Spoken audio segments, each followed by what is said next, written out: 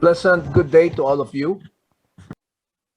What we already know about COVID-19 is it is a crisis.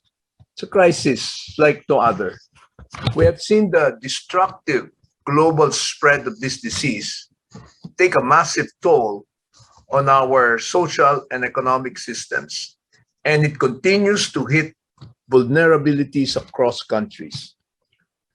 What we don't know, the full extent of its health, social, and economic repercussions. At the other side of the spectrum, however, is a more pronounced role appointed to development financing institutions such as us. Now, more than ever, we are called upon to do what we are expected to do best to help our respective governments in implementing social and economic strategies in a responsive, inclusive, and sustainable manner, no matter the circumstances. This, ladies and gentlemen, is what I believe makes our participation in this annual meeting of the ADFIAP truly valuable and auspicious. And I am honored to share with everyone in this discussion panel the thrust and priorities of the Development Bank of the Philippines as we navigate the lessons, prospects, opportunities, and challenges brought on by the COVID-19 pandemic.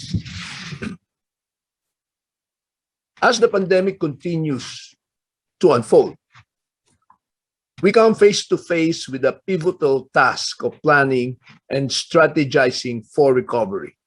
Our country's economic planning department has assessed that it will take years for the Philippine economy to return to pre-pandemic growth, considering the setbacks caused by the impact of this world crisis. Lockdowns and restrictions aimed at stemming disease transmission have inevitably slowed down the economy, in fact, even reversed it. Most, if not all, of the country's businesses, from micro to large enterprises, felt the brunt of this unprecedented public health crisis. The restrained movement of goods and commodities has resulted in spoilage, lower farm gate prices, and higher retail prices. Manufacturing firms have been forced to operate at very limited capacity, in fact, below break-even levels at times, owing to problems in the delivery of raw materials, delayed shipments, canceled export or import orders, loss of buyers or suppliers, and increase in logistical costs. In other words, up and down the critical supply chain.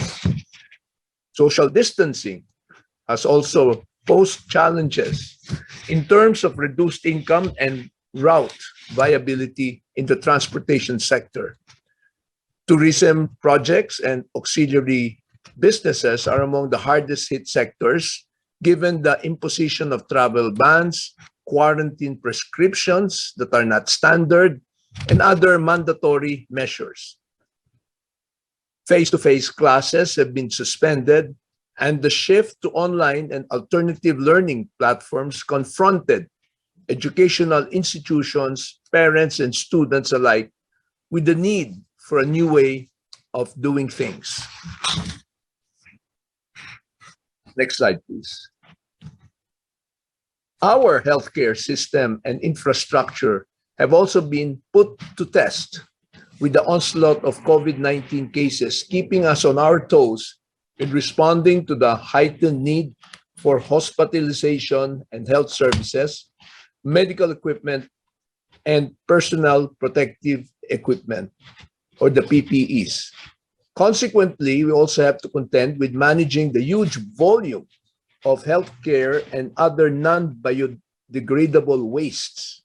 Hence, the equally important and urgent need for duly registered hazardous waste transporters, as well as plastic waste treatment, storage, and disposal facilities. The exponential growth in the demand for health services has also led to an upsurge in the need for access to reliable energy in healthcare facilities. Next slide, please. So, beyond responding to the pandemic and coping with its impact, we all know that we must train our sights on recovery. But moving forward with the recovery process begs these questions. Where do we begin and how? Next slide, please. I hope that this is quite clear to you. But just a quick reference. Information published by McKinsey & Company on July 7, 2020 shows the estimated time to recover to pre-COVID-19 sector GDP of the United States of America. As can be gleaned from said data, recovery process for several industries will take at least 4 to 5 years. Keeping in mind the Philippines' response and recovery efforts, I would infer that when it comes to recovery time frame, the balance may be tipped against industry sectors that may contribute to higher non-performing loans. Aside of the continuing story of this pandemic tells us that such is a challenging scenario confronting development financial institutions today, as they are expected to do the heavy lifting of economic stagnation. But there's also a side of the story that presents us with an opportunity to live up to our important role and relevance as catalysts for sustainable economic and social recovery amidst a vastly changed socio-economic environment spawned by this pandemic, or as we say, a new normal. The times call on us to let our development financing lens put sharper focus on more responsive, timely, and inclusive development goals. Next slide, please. And what has DBP been up to? At the onset of the COVID-19 pandemic, the Philippine government enacted into law on March 24, 2020, the Bayanihan to Heal as One Act, which provided debt reprieve through loan deferment until the enhanced community quarantine was lifted, among other interventions for affected sectors. DBP complemented our government's action steps through its program called Response, or the Rehabilitation Support Program on Severe Events, that offered further loan deferment of up to 6 months on top of what was provided under the law. For DBP borrowers needing a longer recovery timeframe beyond the loan deferment period, we offered extended loan restructuring. Our guiding principle is that the business fundamentals have not changed. It is a question of severe liquidity that will prompt us to restructure loans. On September 11, 2020, the Philippine government enacted the Bayanihan to Recover as One Act, or Bayanihan 2. For DBP's part, this paved the way for an expanded scope of the implementation of our DBP response program. Loan assistance thus also covers the recovery of our embattled micro, small, and medium enterprises, or MSMEs, which is the most vulnerable and providing yet a major portion of employment. With government allocated funds, the DBP Response MSME recovery channels funded support at concessional terms for the operating expenses of MSMEs. Next slide, please.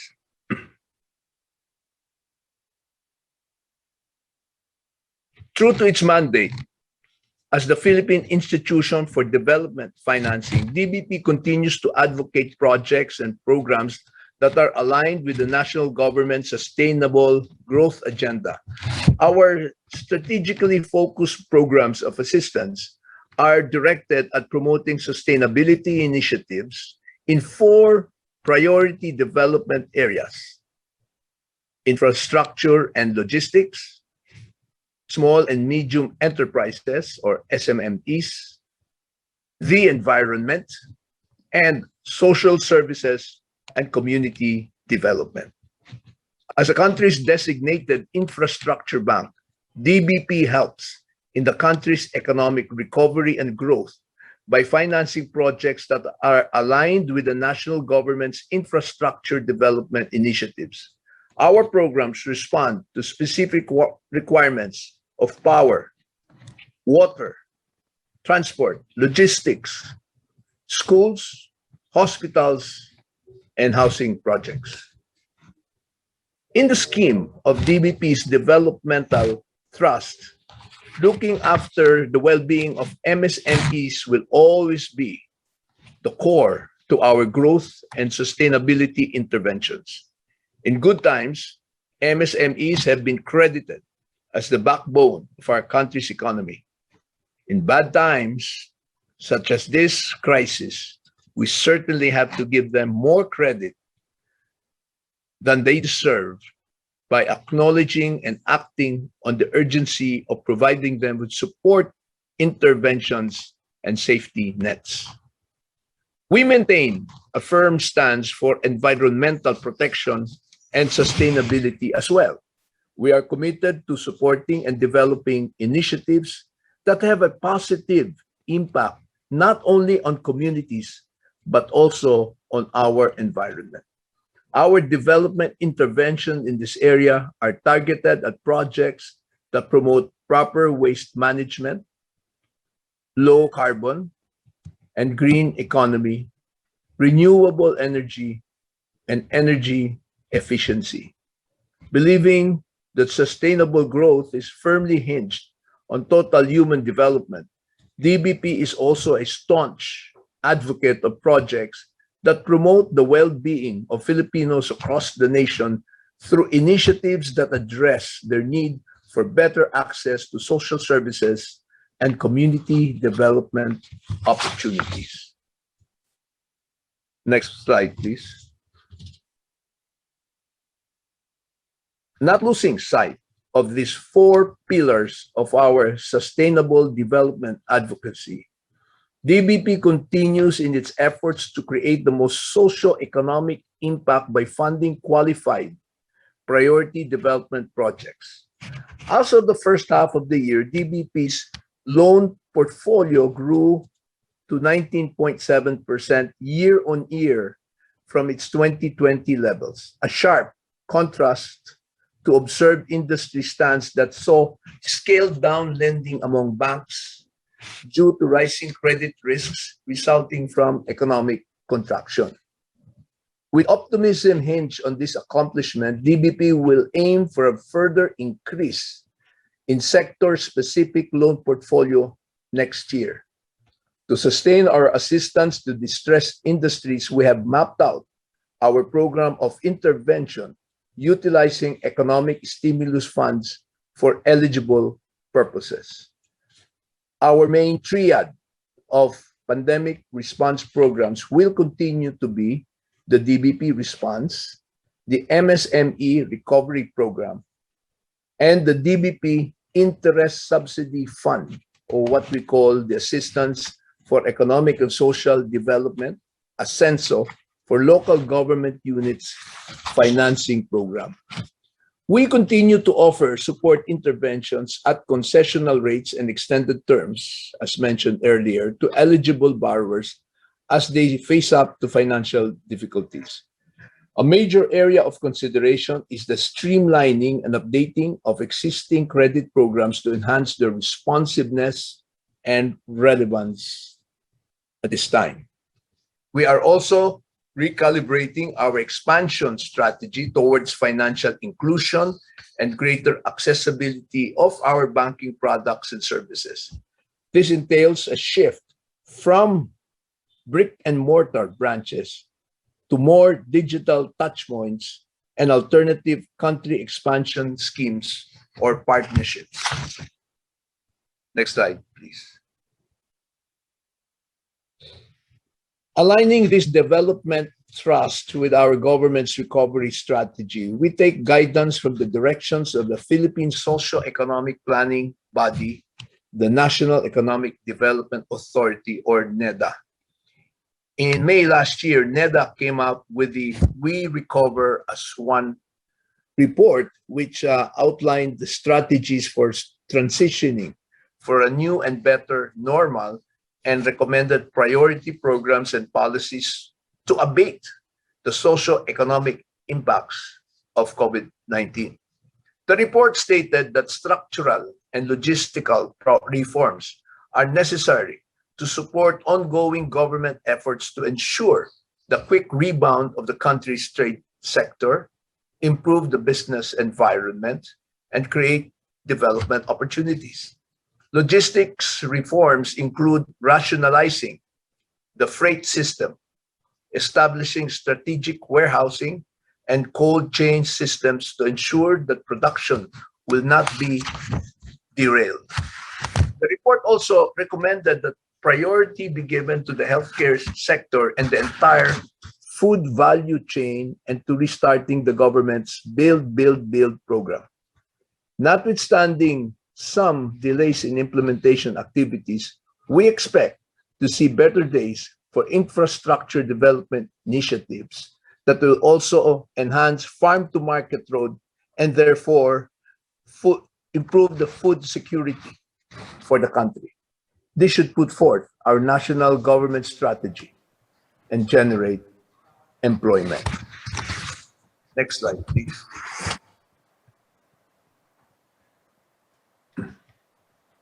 To get development efforts back on track, the Philippine Central Bank, or what we call the Bangko Sentral ng Pilipinas, or the BSP, also issued last year a circular requiring all banks in the country to integrate sustainability principles in their corporate governance, risk management, strategic objectives, and operations.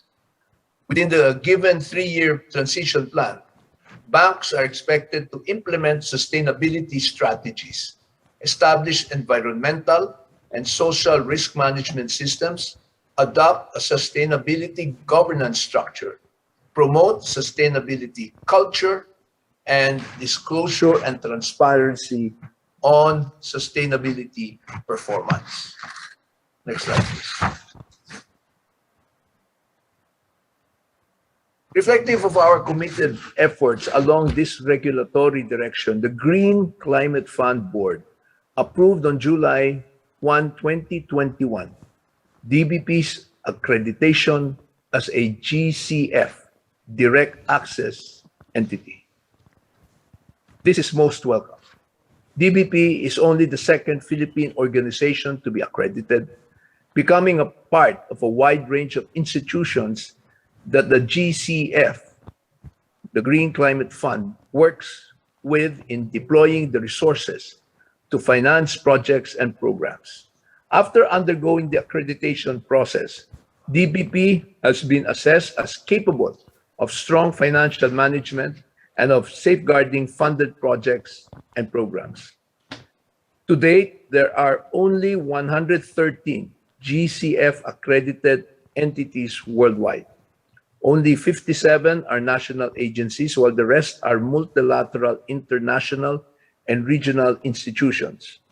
With its accreditation, DBP can access up to $250 million for every approved project proposal. These funds can be accessed as concessional loans or grants, or a mix of both. DBP has earned a most valuable opportunity of helping channel GCF funds to climate change mitigation and adaptation projects towards building back a better green economy. Closing, DBP will continue to learn collectively in these extraordinary times. There is no question on the value of the lessons this crisis continues to teach us. The more important consideration is how these lessons will come into play as we carry on with our roles as DFIs to inspire resilience and support economic sectors as they recover and get back on track, and to carry on with efforts and initiatives to present a development narrative that fosters sustainable and inclusive growth in our respective countries. This is the era of greater collaboration, aligned strategies, and responsive growth agenda. Deployed on the ground, we DFIs, as are the development actors at the core of this scenario. I thank you all and have continue to have a pleasant day at our conference.